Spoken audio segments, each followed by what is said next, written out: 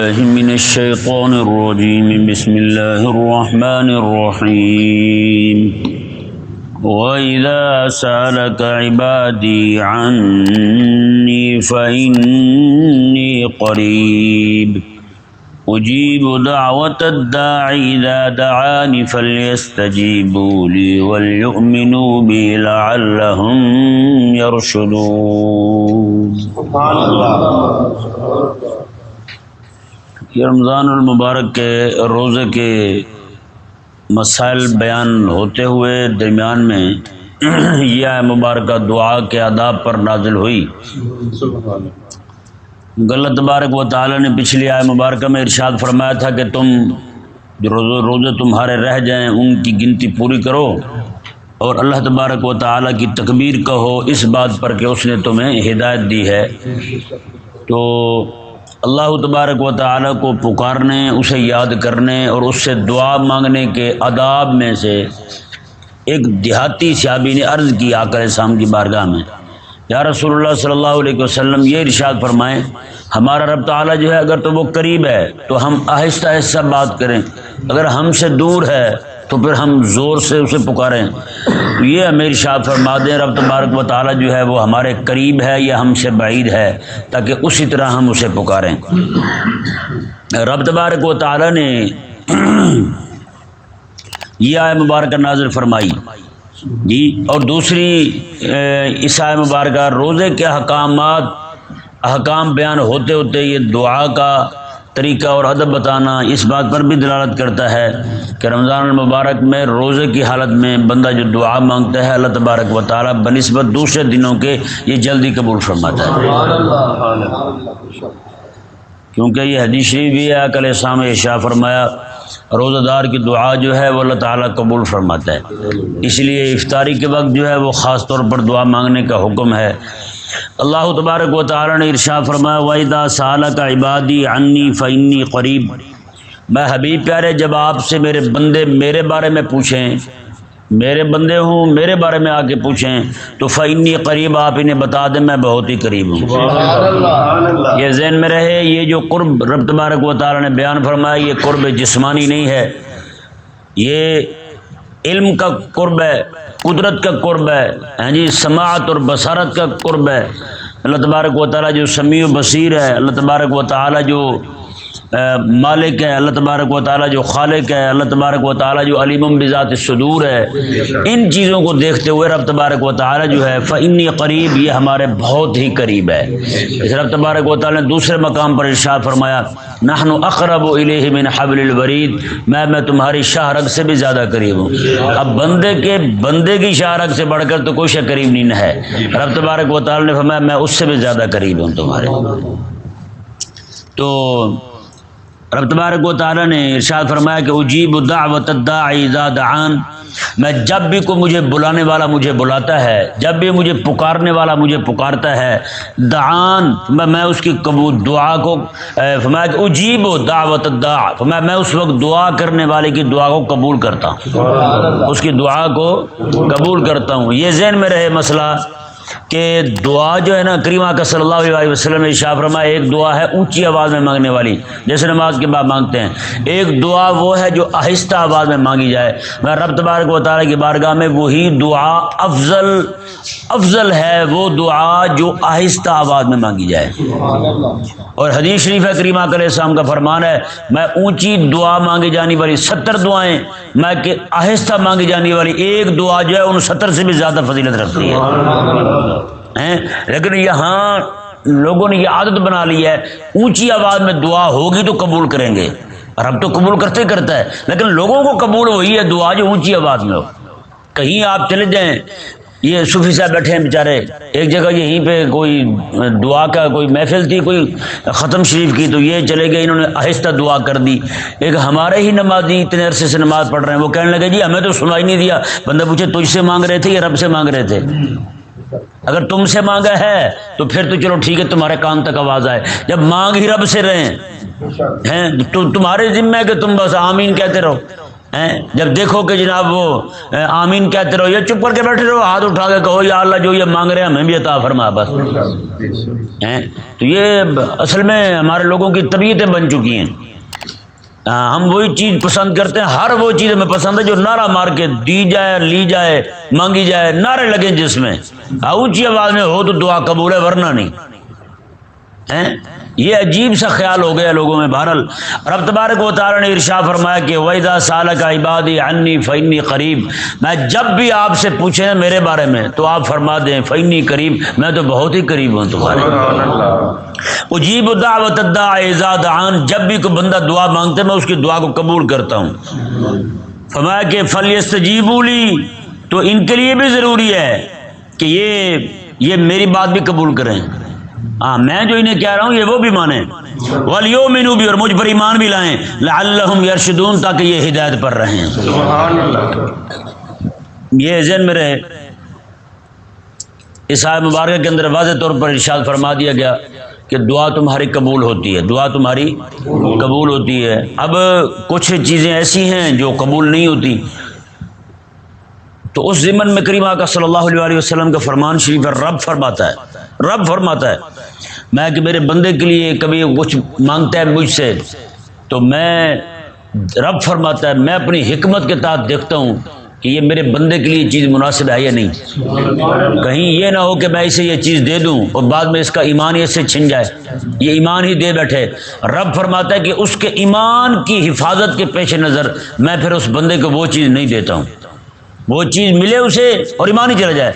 آج آپ دیکھتے ہیں بہت سارے لوگ ایسے ہیں جن کے پاس پہلے پیسہ نہیں تھا، نمازی تھے کہ نہیں، نمازی تھے، مسجد میں پڑھ رہتے تھے، اللہ اللہ کرتے رہتے تھے، جیسے پیسے آئے تو وہ جناب نماز سے گئے، عبادت سے گئے، اللہ اللہ کرنے سے گئے، پھر جناب وہ سال بعد عید پہ دکھائی دیتے ہیں، عید والے دن ہی نظر آتے ہیں مسجد میں داخل ہوتے ہوئے، آگے پیچھے نظر نہیں آتے وہ لوگ۔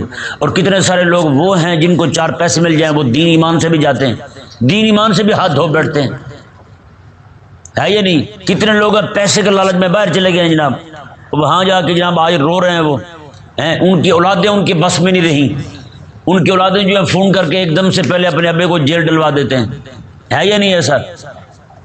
تو یہ انتہائی خرابی والی بات ہے۔ تو آقا علیہ السلام شاہ میں رب فرماتا ہے جب میں دیکھتا ہوں کسی بندے کے لیے پیسے اس کو ملنے، دولت ملنی بہتر ہے، یہی چیز اس کے ایمان کے لیے بہتر ہے، یہ کھاتا پیتا رہے یہی اس کے ایمان کے لیے بہتر ہے، رب فرماتا ہے پھر میں اسے وہی عطا فرما دیتا ہوں جو وہ مانگ رہا ہو۔ جی تو یہ ذہن میں رہے، ہمیں بہت رب تبارک و تعالی حکیم بھی ہے، رب تعالی نے خود ارشاد فرمایا حکمت اور دنائی والا رب تبارک و تعالی، جو چیز ہمارے لیے بہتر ہوتی ہے ہمیں وہی عطا فرماتا ہے۔ تو اس لیے بندے کو وہی دعا مانگنی چاہیے کہ یہ کہے کہ یا اللہ عز و جل جو میرے لیے بہتر ہے مجھے وہی عطا فرما دے۔ قبول کرنا جو ہے نا وہ دو طرح سے ہوتا ہے، یہ میں آپ کو سمجھانے کے لیے کہہ رہا ہوں، کیونکہ جو چیز بندے کے مشاہدے میں ہوتی نا وہ آپ کے سامنے، وہ کسی کے بھی سامنے رکھ کے کوئی اور بات سمجھائی جائے جو اس کے مشاہدے میں نہیں ہے، تو جو غیر مشاہد چیز ہے نا وہ مشاہدے والی چیز کو دیکھ کر جلدی سمجھ آ جاتی ہے، ٹھیک ہے نا۔ جیسے مثال کے طور پر آپ جاتے ہیں کہیں کسی افسر کے پاس، اسے جا کر درخواست دیتے ہیں جی ہمارا یہ کام ہے، ایک تو یہ کہ وہ وہی کھڑے ہو کہتے ہیں چلو جی بھاگ جاؤ، کوئی کام نہیں ہونا آپ کا، تو آپ راستے میں دکھی ہوتے ہوئے آئیں گے، ہے یا نہیں؟ اچھا کوئی بندہ جائے اور لے کے جائے اپنا جناب درخواست لے کے جا کے اسے دے، تو وہ درخواست لے کے اپنے پاس رکھ لے، تو آپ کم از کم آدھے تو مطمئن ہو جائیں گے، کہیں یار چلو درخواست تو جمع ہوئی نا ہماری، کہیں وہ باقی بات کی بات ہے، ملنا نہ ملنا، یہی ملنا یا کچھ اور ملنا یہ بات کی بات ہے، درخواست تو ہماری قبول ہوئی نا۔ اچھا درخواست جمع ہو گئی آپ کی، آدھے مطمئن ہو گئے آپ، اب باقی رہا کام کہ وہ چیز آپ کے لیے ملنا نہ ملنا وہ بات کی بات ہے۔ آدھی آپ کی درخواست، اتنا تو ہوا آپ کی درخواست جمع ہو گئی، رب تبارک و تعالیٰ کی جو بارگاہ ہے، رب تبارک و تعالیٰ کی بارگاہ کے اندر درخواستیں سب کی جمع ہو رہی ہیں، درخواستیں سب کی جمع ہو رہی ہیں، اور یہ اگلی بات ہے کہ وہ چیز بندے کے لیے بہتر ہے یا نہیں، بندے کے لیے وہ چیز بہتر ہو تو رب تبارک و تعالیٰ وہی عطا فرماتا ہے، اور کس وقت بہتر ہو رب تبارک و تعالیٰ اسی وقت عطا فرماتا ہے۔ اگر وہ چیز بہتر نہ ہو یا اس وقت بہتر نہ ہو تو رب تبارک و تعالیٰ اس چیز کے علاوہ جو بہتر ہو وہی عطا فرماتا ہے، یا جس وقت بہتر ہو اسے وہی عطا فرما دیتا ہے۔ نہیں سمجھ آیا مسئلہ؟ ہاں، تو یہ بندہ کوئی نہ کہے کہ میری دعا قبول ہی نہیں ہوتی، بہت سارے لوگ ہیں وہ آگے کہتے ہیں، بعض علماء نے تو یہاں تک کہا ہے جو بندہ کہتا ہے میری دعا قبول نہیں ہوتی وہ بندہ ہی کافر ہے۔ کیوں؟ رب تبارک و تعالیٰ کے اس فرمان کا انکار کر رہا ہے۔ رب کہتا ہے میں قبول کرتا ہوں، یہ کیوں کہتا ہے قبول ہی نہیں ہوتی؟ کہ نہیں سمجھ آیا؟ تو اس لیے بندے کو یہ بھی چاہیے کہ جو موانع ہے نا، موانع جو دعا کی قبولیت کے موانع ہیں ان سے بھی بچے۔ جیسے حرام روٹی کھا کے بندہ دعا مانگنے لگے، کریم آقا صلی اللہ علیہ وسلم کا فرمان شریف ہے، آقا علیہ السلام نے ارشاد فرمایا کہ بعض اوقات بندے ہاتھ اٹھا کے دعا مانگتے ہیں، یا اللہ اس طرح کر دے، اس طرح عطا فرما دے، تو رب تبارک و تعالیٰ ان کی دعا قبول نہیں فرماتا۔ کیوں؟ کہ ان کی جو دعا ہوتی ہے نا، میں ان کا کھانا بھی حرام ہے، ان کا پینا بھی حرام ہے، ان کا لباس بھی حرام ہے، تو فرمایا کہ ان کی دعا کیسے قبول ہو؟ تو اسے ثابت ہوا کہ دعا وہی قبول ہوتی ہے جو شرائط پوری کر کے ہو، کہ نہیں؟ جیسے کوئی بچہ ہے وہ مدرسے میں جاتا رہے لیکن وہاں جہاں سبق پڑھایا جاتا وہاں بیٹھے ہی نا، باقی سارے عالم بن جائے وہ ویسے ہی رہ جائے، تو اب کوئی بندہ اعتراض دے سکے گا ان کو، استاد کو، ہاں جی میرا بیٹا عالم نہیں بنا، مدرسے تو آتا رہا ہے؟ انہوں نے کہا صرف مدرسے آنا شرط نہیں تھا، مدرسے جہاں بچے پڑھ رہے تھے وہاں بیٹھنا بھی شرط تھا، ہاں وہاں سبق یاد کرنا بھی شرط تھا، یہ شرائط نہیں پائی گئی تو آپ کا بیٹا عالم نہیں بنا۔ تو اسی طرح کر کے جو دعا مانگنے کی شرائط ہیں، جو دعا مانگنے کے آداب ہیں، اگر وہ بندہ پورے نہ کرے تو دعا قبول نہیں ہوگی۔ تو اس صورت میں دعا قبول نہ ہونا اس آیت کے منافی نہیں ہے، یہ نقص اور قصور جو پایا جا رہا ہے وہ اس بندے مانگنے والے بندے میں پایا جا رہا ہے، نہ کہ رب تبارک و تعالیٰ کے اس فرمان میں، یعنی کہ وہ یہ کہیں گے کہ رب تبارک و تعالیٰ نے اپنے وعدے کی خلاف ورزی کی ہے۔ نہیں، ایسی بات نہیں۔ جیسے ظالم لوگ ہیں، ظلم کرتے ہیں مخلوق خدا پر، وہ دعا مانگی حضرت موسیٰ علیہ السلام کو رب تعالیٰ نے وہی فرمائی تھی، رب تبارک و تعالیٰ نے فرمایا کہ موسیٰ ان ظالموں کو منع کر دو، میرا نام نہ لیا کریں، ہم مجھ سے دعا نہ مانگا کریں، میں جب یہ مجھ سے دعا مانگتے ہیں نا، مجھ میرا ذکر کرتے ہیں، رب تبارک و تعالیٰ نے میں پھر ان پر لعنت بھیجتا ہوں، ان پر لعنت بھیجتا ہوں۔ وہ دعا مانگ رہے ہیں، رب لعنت بھیج رہا ہے ان پر، وہ کہتا ہے یا اللہ یہ دے دے، رب فرماتا ہے لعنت تجھ پر بھی۔ بتائیں بھائی، تو اس لیے یہ ضروری ہے کہ بندہ جو ہے وہ اپنی دعا کی شرائط کو پورا کرے، رب تبارک و تعالیٰ نے جو شرائط رکھی ہیں ان کو پورا کرے تو پھر رب تبارک و تعالیٰ کی بارگاہ میں دعا کرے، ٹھیک ہے جی۔ اور کریم آقا صلی اللہ علیہ وسلم نے ارشاد فرمایا، اور بہت ساری دعائیں بندوں کی ایسی ہیں جو رب تبارک و تعالیٰ قبول فرما لیتا ہے لیکن دیتا نہیں ہے دنیا میں۔ نہیں سمجھ آیا مسئلہ؟ دنیا میں قبول فرما لیتا ہے لیکن دیتا نہیں ہے۔ قیامت والا جب دن ہوگا اس وقت بندہ مومن کو پہاڑوں جتنا اجر ملے گا، پہاڑوں جتنا ثواب ملے گا، تو وہ کہے گا مولا یہ تو میں نے نیکی کی نہیں ہے۔ رب تبارک و تعالیٰ فرمائے گا یہ تمہاری وہ دعائیں ہیں جو تم مانگا کرتا تھا، وہ میں نے دعائیں تمہاری جمع کر رکھی تھی، آج تمہیں اجر اور ثواب کی صورت میں تمہیں دے رہا ہوں۔ وہ کہے گا یا اللہ کاش کہ میری کوئی دعائیں قبول نہ ہوئی ہوتی، میری کوئی دعائیں قبول نہ ہوئی ہوتی تاکہ آج میں اس کا اجر اور ثواب پاتا۔ تو اس لیے بندہ مومن کو چاہیے وہ کسی بھی حال میں، کسی بھی صورت میں یہ جلد بازی نہ کرے دعا مانگ کر۔ کریم آقا علیہ السلام نے دعا کی عدم قبولیت کی جو علامتیں بیان فرمائی ہیں نا، جو اسباب بیان کیے، ان میں ایک سبب یہ بھی بیان کیا آقا علیہ السلام نے کہ جو جلد باز بندہ ہوتا ہے نا اس کی دعا قبول نہیں ہوتی۔ دعا کر کے دعا کی ہے قبول نہیں ہوتی، دعا کی ہے قبول۔ اتنے بندے آتے ہیں، بندہ کیا سمجھائے، فون پہ پوچھیں گے جناب وہ وظیفہ بتا دیں۔ ایک بندہ اگلے دن تو میری طبیعت گرم ہوگی، مجھے کہنے لگا جی وظیفہ آپ نے بتایا تھا، آپ نے کہا تھا 40 دن 41 دن پڑھنا ہے، وہ تو میں پڑھ چکا ہوں، نظر تو کچھ بھی نہیں آ رہا۔ میں نے کہا یار بتائیں، بندے بیمار ہوتے ہیں، شوگر والے، بلڈ پریشر والے، زندگی ساری دوائیاں کھاتے رہتے ہیں، کبھی ڈاکٹر سے بدگمان ہوئے؟ بتائیں بھائی، کتنے عرصے سے دوائیاں کھاتے رہتے ہیں لوگ، سال ہر سال 20 25 سال دوائیاں کھاتے رہتے ہیں۔ کوئی جناب اس وقت تو میں نے کہا جلد بازی تمہیں نہیں مچتی۔ تو یہ درخواست ہے رب تبارک و تعالیٰ کی بارگاہ۔ میں نے کہا اچھا دیکھیں، کوئی بندہ کسی کے پاس جائے اور جا کر کہے جی، مثال کے طور پر جناب یہ اپنے انور بھائی بیٹھے ہوئے ہیں، ان کے پاس کوئی بندہ آ کے کہنے لگے جی مجھے پیسوں کی ضرورت ہے تو آپ مجھے دے دیں، تو یہ کہہ دیں اچھا دے دوں گا جی تمہیں۔ دوسری بار پھر آیا تو انہوں نے بھی یہی کہا کہ اچھا دوں گا، بھائی جب ہوں گے تو دیں گے نا۔ اچھا وہ یہاں سے نکلا، پورے محلے میں لوگوں کو بتاتا گیا یار پیسے مانگے ہیں دیتے نہیں، پیسے مانگے ہیں دیتے نہیں۔ تو بتائیں یار جب ان تک اطلاع پہنچ گئی تو یہ کبھی دیں گے اس کو پیسے؟ تو یہ ذلیل جو رب کی شکایتیں بندوں کو کرتے پھرتے ہیں، اچھا ان کو غصہ ان جیسے بندوں سے کریں گے نا، جو ان کے دوست ہیں، ان کے ہم عمر ہیں، ان کے ہم منصب ہیں، ان سے کریں گے تو ان کو غصہ کم آئے گا۔ اگر وہی بات چھوٹے چھوٹے بچوں کو کرے گا بندہ تو غصہ زیادہ آئے گا۔ وہ کہے گا یار تو چھوٹے چھوٹے بچوں کو میری باتیں بتا رہا تو رب تبارک و تعالیٰ تو خالق اور مالک ہے، وہ تو اللہ اکبر ہے۔ اس کی شکایتیں جو بندہ بندوں کو کرے، بندے کس اوقات میں کس کھاتے میں بندے ان کو جا کے کہے کہ رب دیتا ہی نہیں ہے، رب دیتا ہی نہیں ہے، تو بتائیں اس کو کیسے ملے گا پھر؟ اس لیے بندہ مومن کو چاہیے کہ وہ دعا مانگتا رہے۔ اللہ اکبر۔ حضرت میں نے پڑھ رہا تھا، ایک بزرگ بہت بڑے ہمارے بزرگ گزرے ہیں، وہ فرماتے ہیں 20 سال ہو گئے، ذرا غور سے سننا بھائی، کہتے ہیں 20 سال ہو گئے میں دعا مانگ رہا ہوں رب تبارک و تعالیٰ سے، کہتے ہیں دے وہ بھی نہیں رہا، تھک میں بھی نہیں رہا۔ سبحان اللہ۔ ٹھیک ہے نا؟ کہتے جب مناسب لگے گا مالک عطا فرما دے گا۔ کہتے کہ لمحے کے لیے بھی میرے دل میں نہیں آیا کہ رب دیتا کیوں نہیں، میں 20 سال ہو گئے، دے وہ بھی نہیں رہا، تھک میں بھی نہیں رہا، مانگے میں بھی جا رہا ہوں، میں کہتا مولا عطا فرما عطا فرما عطا فرما، جب چاہے گا عطا فرما دے گا۔ یار کم از کم بندے کے اندر کچھ تو ہو نا، کچھ تو ہو بندے کے اندر، کچھ تھوڑی سی تو تھوڑا سا حوصلہ تو ہو بندے میں، تھوڑی سی ہمت تو باندھے یار۔ اتنے سے دوائی کھاتے رہتے ہیں، کوئی شفا نہیں ہوتی، ڈاکٹر سے بدگمان نہیں ہوتے، ہاں ڈاکٹر تبدیل کر لیں گے یار، کسی اور ڈاکٹر سے دوائی کھا لیتے ہیں، ہے یا نہیں؟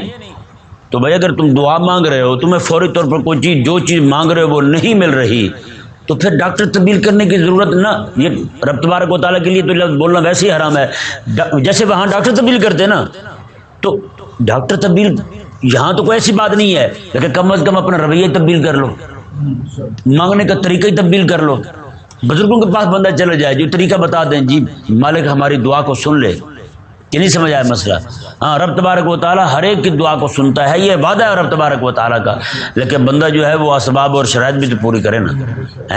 رب تبارک و تعالیٰ نے جو فرمایا کہ نماز پڑھو تم، اور پورا لباس پہن کے نماز پڑھو، وضو کر کے نماز پڑھو، تو بندہ بغیر وضو کے پڑھتا رہے نماز، دعا کیسے، نماز کیسے قبول ہوگی بھائی؟ نماز اس سے قبول نہیں ہوگی جو بندہ جان بوجھ کے کپڑے پاس ہو تو پھر بھی بے لباس نماز پڑھ لے، تو کوئی نماز قبول نہیں ہوگی اس کی۔ تو اس لیے یہ ضروری ہے کہ اس کی شرائط کو پورا کرے بندہ، شرائط پوری کر کے پھر بارگاہ لم یزل میں دعا مانگے، اللہ تبارک و تعالیٰ دعا کو قبول فرما لے گا۔ تو صوفیہ فرماتے ہیں دعا کی قبولیت کے لیے بس ایک ہی شرط ہے، اپنا منہ بندہ صاف رکھے، جو کچھ اندر جائے وہ بھی پاک ہو، جو باہر آئے وہ بھی پاک ہو، جو اندر جائے وہ بھی حلال ہو، جو باہر آئے وہ بھی حلال ہو، وگرنہ اتنے وظیفے پڑھنے کا کوئی فائدہ نہیں ہے۔ جس بندے کی کمائی حرام ہو اور تسبیح پھیرے جا رہا ہو، وہ حضرت مقبول شاہ رحمہ اللہ فرماتا ہے تسبیح پھیری تے دل نہ پھریا، تسبیح تیری پھر رہی ہے زور زور سے، تیرا دل نہیں پھرا کہ حرام سے رک جائے، تیرا دل نہیں پھرا کہ ٹھگیوں سے رک جائے، تیرا دل نہیں پھرا کہ رشوت خوری سے رک جائے، تیرا دل نہیں پھرا کہ لوگوں کا مال جناب وہ نہ حق دبا کر وہ کھانے سے رک جائے، تو میں پھر تسبیح پھیرنے کا کیا فائدہ تیرا؟ یعنی ٹھگیاں بھی وہ کر رہا ہے، تو لوگوں سے مال بھی دبا رہا ہے، کسی کے پلاٹ پہ قبضہ کر لیا تو کسی چیز پہ قبضہ کر لیا، کسی چیز پہ قبضہ کر لیا، میں یہ کرتا پھرتا ہے اور ساتھ دعا بھی مانگتا پھرتا ہے نہ۔ صوفیہ فرماتے ہیں ایک چیز بس، صدق مقال اور رزق حلال، یہ دو چیزیں جس بندے کو میسر آ جائیں وہ جہاں بھی کھڑا ہو کے دعا مانگا اللہ تبارک و تعالیٰ قبول فرما دے۔ حضرت جو ہے نا حضور سیدنا شیخ الامام عبد القادر الجیلانی رضی اللہ تعالیٰ عنہ، ان کی پھپھو تھی، ٹھیک ہے نا، ان کی پھپھو تھی، تو بارش نہیں آ رہی، بڑے عرصے سے لوگ دعائیں مانگ رہے ہیں، وہ کھانے بنا کے بانٹ رہے ہیں، تو بڑے پریشان حال ہیں کہ کیا کریں۔ ایک دن ان کے ذہن میں آیا کہ ان کے گھر چلتے ہیں، انہیں جا کے کہتے ہیں، دروازے پہ دستک دی تو اماں صاحبہ نے اندر سے پوچھا کہ کیا بات ہے، انہوں نے کہا اماں دعا کریں بارش آ جائے۔ انہوں نے کہا اچھا، انہوں نے دعا مانگنے کا طریقہ دیکھیں جی کیسا ہے، انہوں نے جا کے جھاڑو اٹھایا پورے سین میں پھیر دیا۔ آپ کو پتہ ہے جب کچے سین ہوتے تھے نا تو وہاں یہ دو طریقے اختیار کیے جاتے تھے، یا تو پہلے پانی کا ترونکا لگا دیتے تھے، پانی کا چھڑکاؤ کر دیتے تھے، بعد میں جھاڑو لگاتے تھے، اور یا پھر پہلے جھاڑو لگا دیتے تھے بعد میں پانی کا چھڑکاؤ کرتے تھے۔ تو انہوں نے کیا کیا، مائی صاحبہ نے جھاڑو لگا دیا، جھاڑو لگانے کے بعد کہنے لگی یا اللہ جھاڑو لگا دیا ہے اب تھوڑا سا چھڑکاؤ کر دے تم، بس اتنا ہی کہا، اتنا کہا یا اللہ جھاڑو لگا دیا ہے تھوڑا سا چھڑکاؤ کر دے، اسی وقت بندے باہر ہی کھڑے تھے، بارش شروع ہو گئی۔ بندہ پھر روٹی اپنی ایسے رکھے رزق حلال کھائے تو وہ ہے بھی تو پھر غوث پاک کی پھپھو نا جی، سبحان اللہ۔ جن کے پاس حضور غوث پاک رضی اللہ تعالیٰ عنہ پلتے رہے، جن کے ہاتھ کی روٹیاں کھاتے رہے، تو وہ مائی کیسی باکمال ہوگی یار ہیں۔ اللہ اکبر۔ رب تبارک و تعالیٰ نے ارشاد فرمایا جی دیکھیں اب پھر روزے کے کچھ احکامات بیان ہو رہے ہیں۔ شروع کے اندر یہ ذہن میں رہے، رات کے وقت بھی بندہ اپنی بیوی کے پاس نہیں جا سکتا تھا۔ رات کے وقت بھی جیسے دن میں روزے کی حالت میں بیوی کے پاس جانا منع ہے، اس طرح کر کے رات میں بھی جانا منع تھا، ایک مسئلہ۔ دوسرا مسئلہ یہ تھا کہ رات کے وقت افطاری کر لی ہے مغرب کے وقت جی، یا مغرب میں افطاری نہیں کی، افطاری کا وقت ہونے کے بعد تو بندہ سو گیا ہے تو سمجھیں کہ روزہ شروع ہو گیا، آگے روزہ آگے شروع ہو گیا۔ آقا علیہ السلام کے صحابی تھے، وہ سارا دن مزدوری کرتے رہے، کام کرتے رہے، وہ مغرب کے بعد گھر آئے تو آگے پوچھا گھر والی سے کہ کھانا وغیرہ لائیں، تو وہ کھانا لانے میں تاخیر ہو گئی، وہ تھکے ہوئے تھے سارے دن کہ انہیں نیند آ گئی۔ جب وہ کھانا تیار ہوا انہیں بیدار کیا گیا، اٹھیں اور کھانا کھائیں، تو وہ کہنے لگے وہ تو میں نے سونا نہیں تھا، آقا علیہ السلام نے منع فرمایا ہے، اب تو میں سو گیا ہوں تو اب کیسے کھاؤں گا، میں اب تو نہیں کھا سکتا۔ پھر سے روزہ شروع ہو گیا، رات کو پھر روزہ شروع ہو گیا، مغرب کے بعد عشاء تک پھر روزہ شروع ہو گیا۔ اب ہوا یہ کہ دوسرے دن انہیں غشی پڑ رہی ہے، اتنی کمزوری ہوگی، سارا دن کام کرتے رہے، وہ دن بھی گرمیوں کے، اور جناب وہ اتنا سارا کام محنت والا، تو پوری ایک رات دن گزر چکا تھا، آگے پھر رات، پھر آگے پھر دن آ گیا، تو وہ ان کو بے ہوشی داری ہو گئی۔ رب تبارک و تعالی نے یہ آیت مبارکہ نازل فرما دی۔ اچھا، جس طرح رات کے وقت بیوی کے پاس جانا منع تھا، حضرت عمر رضی اللہ تعالیٰ نے ایک اور صحابی ہیں، یہ رات کو چلے گئے، جی بھول گئے، کریم آقا علیہ السلام کی بارگاہ میں حاضر ہوئے، جا کے عرض کی یا رسول اللہ ایسا معاملہ ہوا ہے کہ ہم تو بھول گئے، تو ہم ایسا کام کر بیٹھے ہیں، اب ہم کیا کریں؟ رب تبارک و تعالیٰ نے ارشاد فرمایا محبوب پیارے تیرا یار عمر بھول گیا ہے، تو میں قیامت تک کے لیے تیرے سارے غلاموں کو اجازت دیتا ہوں، رات کو جس وقت جی چاہے ان کا یہ کام کر سکتے ہیں۔ کہتے ہیں جی وہ دیکھو بزرگ بھی بھول گئے تھے، میں نے کہا نام مراد الو کے پٹھے بزرگوں کے بھولنے سے امت کو نفع ملتا ہے کہ نہیں سمجھ آیا؟ وہ جو آقا علیہ السلام کے صحابی ہیں جو شام کے وقت بتائیں، اگر آج بھی وہی نظام ہوتا کہ جناب عشاء سے پہلے کھا پی لیں، سحری بھی ہو جائے افطاری بھی ہو جائے ایک ہی دم کٹھی، تو بتائیں کیا بنتا پھر لوگوں کے ساتھ، کیسے گزارا کرتے؟ آج جو تھوڑی دیر کے لیے روزہ ہوتا ہے لوگوں سے وہ برداشت نہیں ہوتا، اچھا بھلا سارے تندرست بندے بھی کسی کو گردے کا درد ہو رہا ہوتا ہے، رمضان شریف آتے کہ کوئی نہ پوچھ رہا ہوتا جی میں تو پھر شوگر کا مریض ہوں، میں روزہ چھوڑ دوں، میں نے کہا تو یہ دنیا ہی چھوڑ دے، تیرے لیے سب حلال ہے کہ نہیں؟ ہاں، ایک اچھے بھلے لوگ ایسے جناب کسی کو کوئی درد شروع ہو گیا، کسی کو کوئی مرض شروع ہو گیا، میں صحیح بتا رہا ہوں، یہاں پہ ایک فوجی تھا، افسر تھا، وہ یہاں آیا تو میں نے ایک دن نا رمضان شریف کو جمعہ تھا، وہ میں نے بیان کیا روزے کے بارے میں نے کہا آقا علیہ السلام کا فرمان ہے سومو تصحوا، فرمایا کہ روزہ رکھو تم شفا یاب ہو جاؤ گے، یہ حدیث شریف بیان کی اور باقی بھی سارے مسائل بیان کیے بیماروں کے لیے۔ وہ واللہ کہہ رہا ہوں وہ بندہ شوگر کا مریض تھا، وہ بیچارہ چل بھی نہیں سکتا، لکڑی کے ساتھ چل کے آتا تھا، عصا کے ساتھ، اس نے روزے رکھنے شروع کر دیے، وہ شوگر کے مریض والے نے روزے رکھنے شروع کر دیے، تو کچھ ہی دنوں کے اندر وہ بندہ تندرست ہو گیا۔ کہتے جی پہلے تو میں تھوڑی دیر نہ کھاتا تھا، میں تو مرنے لگ جاتا تھا، کہتے آپ جب سے کہتے میں نے آپ کا بیان سنا میں تو بالکل ایسے سمجھے فٹ ہو گیا ہوں۔ میں نے کہا یار جو لوگ سمجھتے نہیں ہیں، ایک بندہ نا یہاں سے جانے لگا تو مجھے حج پہ جانے لگا تھا، تو مجھے کہنے لگا جی میں حج پہ جا رہا ہوں تو میں تو مریض ہوں شوگر کا، تو میں کیا کروں گا، میں تو دوائیوں کے بغیر چل ہی نہیں سکتا، تو میں تو یہ ہو جاتا ہے وہ ہو جاتا ہے۔ میں نے کہا یار وہاں جا کے نا تو نے پانی کو اور پینے نہیں ہے، صرف زمزم ہی پینا ہے۔ کہنے لگا اچھا، میں نے کہا ہاں۔ اچھا جی وہ وہاں سے واپس آئے، گولیاں تک چھوٹ چکی تھی اس کی، جو گولیاں کھا رہا تھا نا دوائی کھا رہا تھا وہ چھوٹ چکی تھی اس کی، نہیں کھاتا تھا گولیاں، اس نے مجھے خود آ کے بتایا، سفید داڑھی تھی اس کی، حاجی صاحب بڑا بزرگ بندہ تھا، وہ آ کے مجھے کہنے لگا جی دوائیاں ساری چھوٹ گئی مجھے، ٹھیک ہے ہاں۔ تو یہاں پہ میں ضمن یہ مسئلہ بیان کر دوں، بعض لوگ یہ سمجھتے ہیں کہ زمزم جو ہے نا اس میں پانی ملا دیا جائے تو ملاوٹ ہو جاتی ہے، نہ ایسی بات نہیں ہے، یہ زمزم واحد پانی ہے جس میں اللہ تبارک و تعالیٰ نے یہ شان رکھی۔ ویسے آپ گجروں سے پوچھ لیں نا بھی 10 من پانی ہو تو اس میں 1 قطرہ دودھ ڈال دیں سارا دودھ بن جائے گا، تو کہیں گے میں تو لسی نہیں بنتی، دودھ کیسے بنے گا؟ رب تبارک و تعالیٰ نے یہ خصوصیت رکھی ہے یہ زمزم شریف کے اندر، اس کا 1 قطرہ بھی ڈال دیں 10 من پانی میں سارے کا سارا زمزم ہو جاتا ہے، سارا زمزم ہو جاتا ہے۔ کہ نہیں سمجھ آیا مسئلہ؟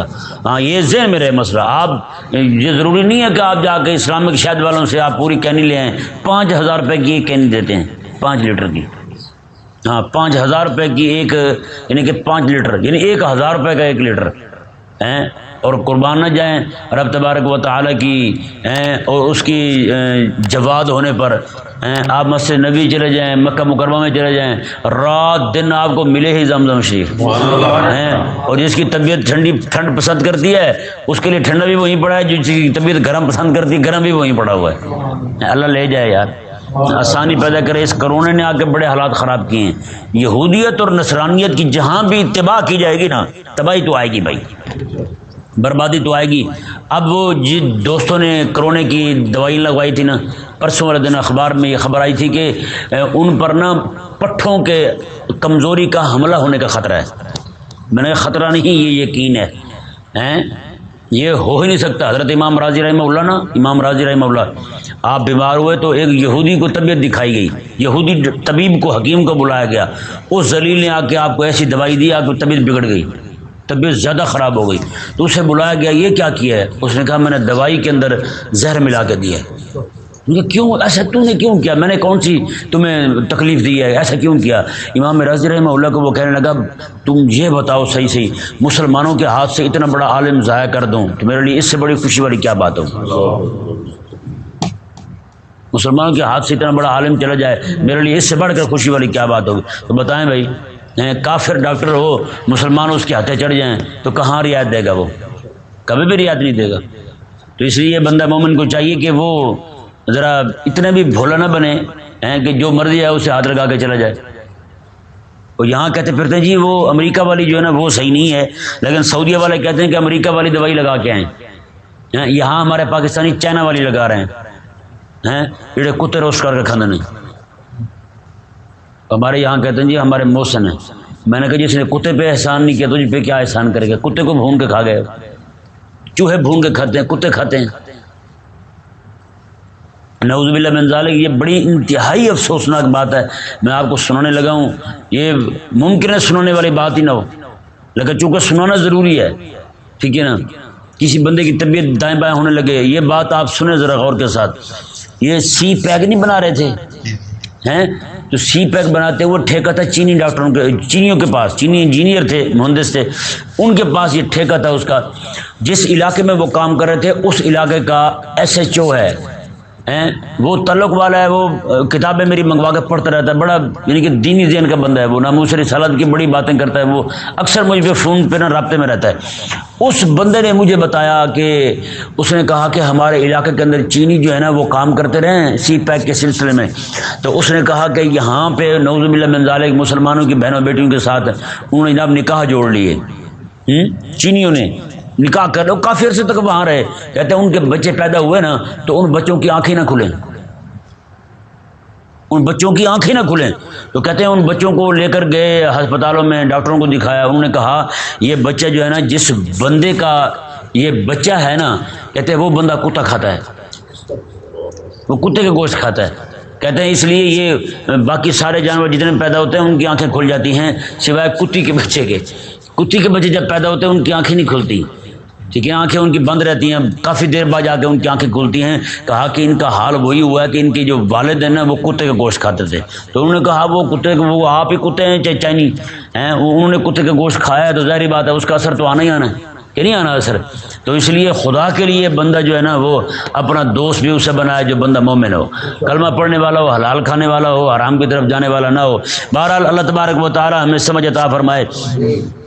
یہ دیکھیں جی آیت مبارکہ رب تبارک و تعالی نے نازل فرما کر آسانی پیدا فرما دی۔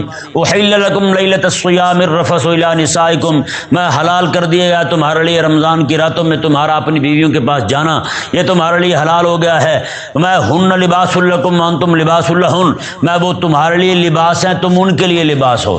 جیسے لباس ہوتا ہے نا، لباس کے اندر جسم ڈھپا رہتا ہے، اسی طرح کر کے کسی بندے کی اپنی زوجہ ہو، بیوی ہو، تو وہ جو معاملات اپنی بیوی کے ساتھ کرے گا، اگر بیوی نہ ہو تو وہی معاملات کہیں اور کرے گا، تو پھر بتائیں لباس رہے گا؟ اس کا لباس نہیں رہے گا۔ تو بیوی ہے اس کے پاس تو معاملات اس کے ڈھکے چھپے رہیں گے، یہ نہیں سمجھ آیا؟ آج کتنے لوگ ہیں جو اپنی زوجاؤں کے پاس جاتے ہیں، صبح کو جناب ایسے بیٹھے ہوتے ہیں بالکل فریش، کسی کو اس کے دل میں ذرا برابر جناب کوئی پشیمانی نہیں ہوتی، کوئی تکلیف نہیں ہوتی۔ یہی رب تبارک و تعالی نے ارشاد ہے ہن لباس لکم وانتم لباس لہن، میں وہ تمہارے لیے جسم ڈھانپنے کا سبب ہے، تم ان کے لیے جسم ڈھانپنے کا سبب ہو۔ عالم اللہ انکم کنتم تختانون، اللہ تبارک و تعالی جانتا ہے جو کچھ تم کر چکے ہو۔ فتاب علیکم وعفا عنکم، اللہ تعالی نے تمہاری توبہ قبول بھی فرما لی ہے اور تمہیں معاف بھی فرما دیا ہے۔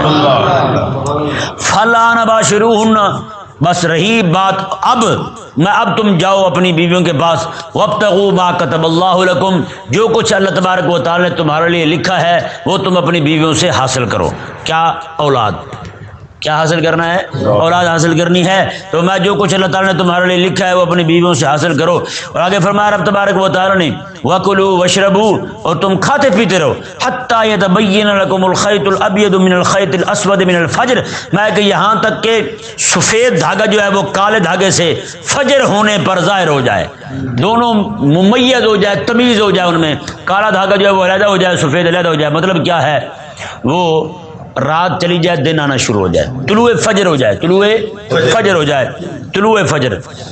رب تبارک و تعالیٰ نے ارشاد میں ثم اتموا الصیام الی اللیل، پھر روزہ پورا کرو تم رات تک، یعنی طلوع فجر سے لے کر رات آنے تک روزہ پورا کرنا ہے، رات کے اندر نہیں، رات آنے تک۔ سورج غروب ہو گیا، بالکل تسلی ہوگی سورج غروب ہو گیا تو روزہ کھول لیں جی۔ رب تبارک و تعالیٰ نے ارشاد فرمایا ہاں میں کہ یہ اجازت مطلقاً نہیں ہے اپنی بیویوں کے پاس جانے کی، یہ اجازت بھی مقید ہے۔ کب تقید لگے گی؟ فرمایا رب تبارک و تعالیٰ نے وَلَا تُبَاشِرُوهُنَّ وَأَنْتُمْ عَاكِفُونَ فِي الْمَسَاجِدِ، میں جب تم اعتکاف میں بیٹھے ہو تو اس وقت تمہیں اجازت نہیں ہے اپنی بیویوں کے پاس جانے کی۔ ہاں کوئی بندہ اعتکاف میں بیٹھا ہے، وہاں پردے کی صورت ایسی ہے تو اس کی بیوی جا سکتی ہے اس کے پاس مسجد میں، اس کے ساتھ ملاقات کرنے کے لیے باتیں کر سکتے ہیں، لیکن وہاں پہ دوسرا معاملہ نہیں کر سکتے، اس کی اجازت نہیں ہے۔ رب تبارک و تعالی نے ارشاد فرمایا تلک حدود اللہ، میں یہ رب کی حدیں ہیں، فلا تقربوها، خبردار ان کے قریب نہ جانا، حد سرحد ہیں، میں ان کے قریب نہ جانا، تم جسے باؤنڈری کہتے ہیں۔ رب تبارک و تعالی نے فرمایا فلا تقربوها، تم ان کے قریب نہ جانا۔ کذالک یبین اللہ آیاتہ للناس لعلہم یتقون، ایسے ہی اللہ تبارک و تعالی اپنی آیتیں بیان کرتا ہے لوگوں کے لیے، لعلہم یتقون، تاکہ لوگ پرہیزگار بن جائیں، تاکہ لوگ متقی بن جائیں۔ اللہ تبارک و تعالی سمجھنے کی توفیق عطا فرمائے۔